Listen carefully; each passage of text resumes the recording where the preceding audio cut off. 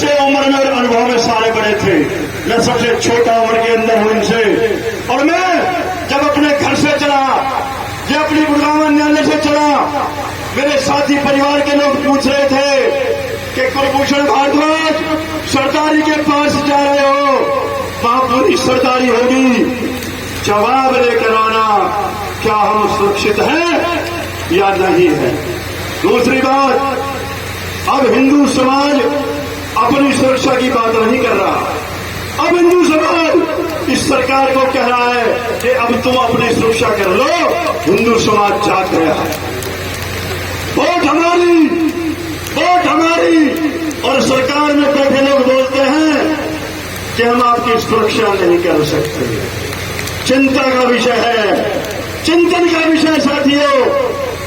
एक भी व्यक्ति, मुझसे पूर्व वक्ता ने कहा, जब 31 तारीख को हमला हुआ, यात्रा पर हमला हुआ, कौन सा हमारा जनप्रतिनिधि, कौन सा हमारी वोटों को लेने वाला व्यक्ति हमारे साथ खड़ा था कि अगर वो 2000 लोगों के साथ खड़े हैं मेवात में, तो मैं भी 200 लोगों के साथ अपने हिंदू समाज की रक्षा के लिए खड़ा हूं।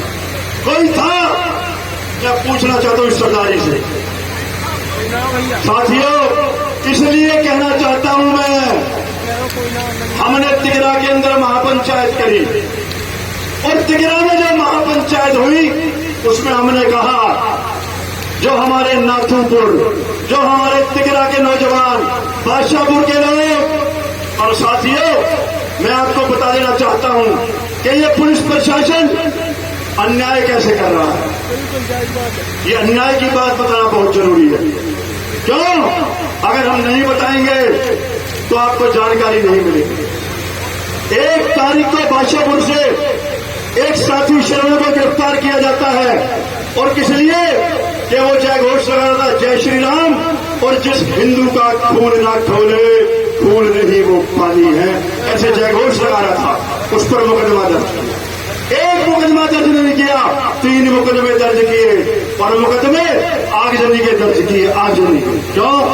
हम पूछना चाहते हैं। हमारे ऊपर ही मुकदमा दर्ज, हमारे साथियों की हत्या, हमारी माताओं बहनों के साथ दुर्व्यवहार, और हमारे सब लोग जिनसे उम्मीद करते हैं उनमें एक संजय जी बैठे हैं, विधायक जी हमारे।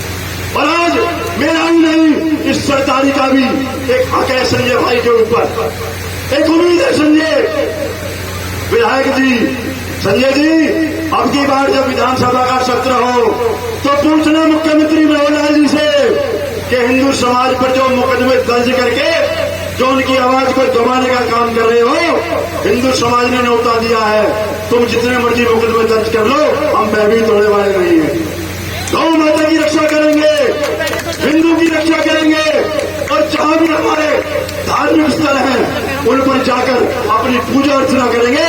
कोई माई का लाल हमें रोक नहीं सकता, और किसी की अनुमति की आवश्यकता हमें नहीं है। बहुत बढ़िया, बहुत बढ़िया। और अंत में मेरे भाई खड़े हुए हैं, मैं अंत के अंदर इस सरदारी की उपस्थिति के अंदर एक बात और कह देना चाहता हूं कि भाई, गुरुग्राम में पंचायत हुई और सबने अपनी बातें कही। संजय भाई भी वहां उपस्थित थे। 2 लोगों पर मुकदमे दर्ज हुए, कुलभूषण भारद्वाज और बबीता कहना। तो इस पंचायत के अंदर जितने साथी आए हैं, मैं सरकार को बता देना चाहता हूं कि अगर यहां भी कोई खाता खोलना हो तो कुलभूषण भारद्वाज का नाम दर्ज कर लेना। मैं इनसे डरने वाला नहीं।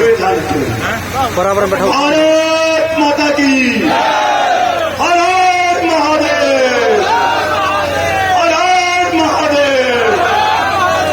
मीडिया में ये भी दिखाया गया, और जो ये हमला हुआ है, अगर एनआईए जांच करेगी सारे विषय की, तो इसमें ज्यादातर मेवात के 2 प्यारे कसाई हैं, क्योंकि वो चाहते हैं यहाँ गोरक्षा करने वाले हिंदू संगठन ना आए और गाय काटते रहे।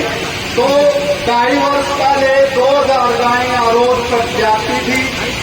बहुत हिंदू संगठनों ने यहाँ के स्थानीय होता हूँ, और मेरे 2-3 जो कड़वे सुझाव है वो ये है, मैं जेलदार साहब मेरे छोटे भाई हैं, इनसे प्रार्थना करूंगा कि जो युवा है और जो भी लोग आए हैं यहाँ अगस्त आए हैं। अभी एक दिन के बाद 15 अगस्त आने वाली है। आजादी का महोत्सव मना रहा होगा देश, लेकिन आज भी वो अत्याचारी हिंदू दुखी है। मैंने बहुत सारी घटनाएं मैं यहाँ नहीं बोलूंगा, मेवात में देखी है। लव जिहाद की, धर्मांतरण की, गो हत्या के साथ साथ मैं चाहता हूँ कि आज इस पंचायत से कई वक्ताओं ने मेरे मन की बात बोल दी है। ठोस कदम उठना चाहिए। नंबर 1 तो मामन खान गिरफ्तार होना चाहिए, जो इनका सरदार है, बार बार विधानसभा में बोलता है। नंबर 2, जिन मुसलमानों ने हत्या की है या जो गायें काटते हैं, उनके घरों पर योगी की तरफ से बुलडोजर चलना चाहिए।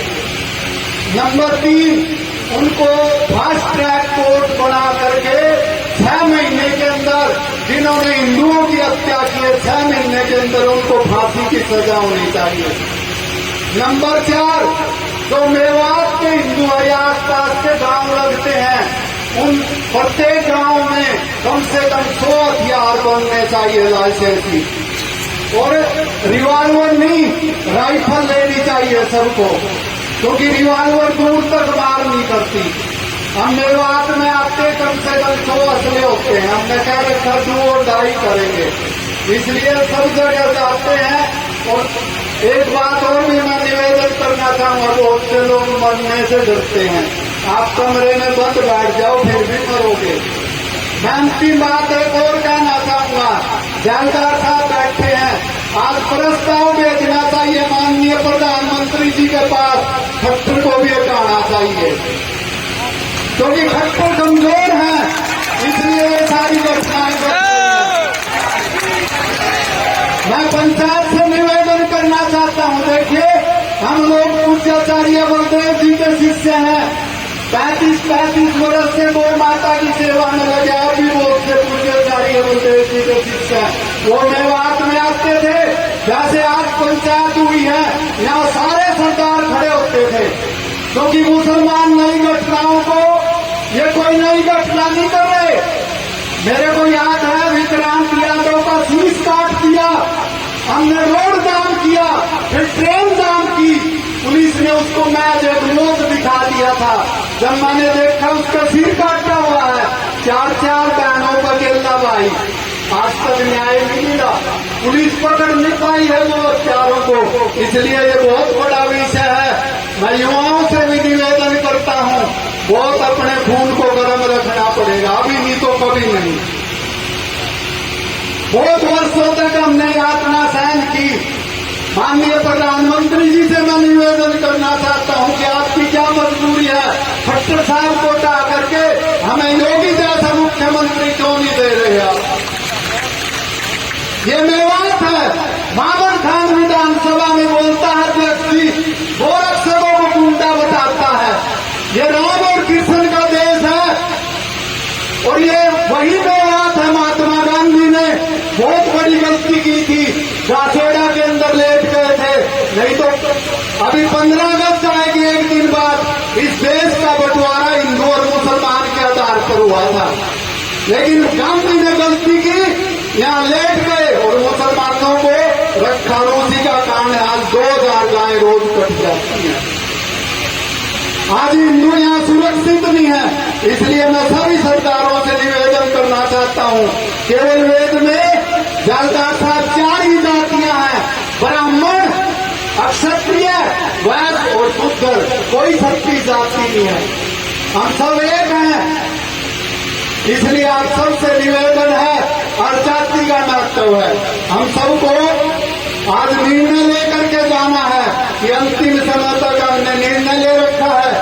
गोरक्षा दल के बच्चे हैं पूरे हरियाणा के, सभी संगठन है हिंदू में, बजरंग दल के भी है, विश्व हिंदू परिषद के भी 1000 बच्चों ने संकल्प ले रखा है कि अंतिम समय तक हम मेवात में जब तक गो हत्या बंद नहीं हो जाती हम संघर्ष करेंगे।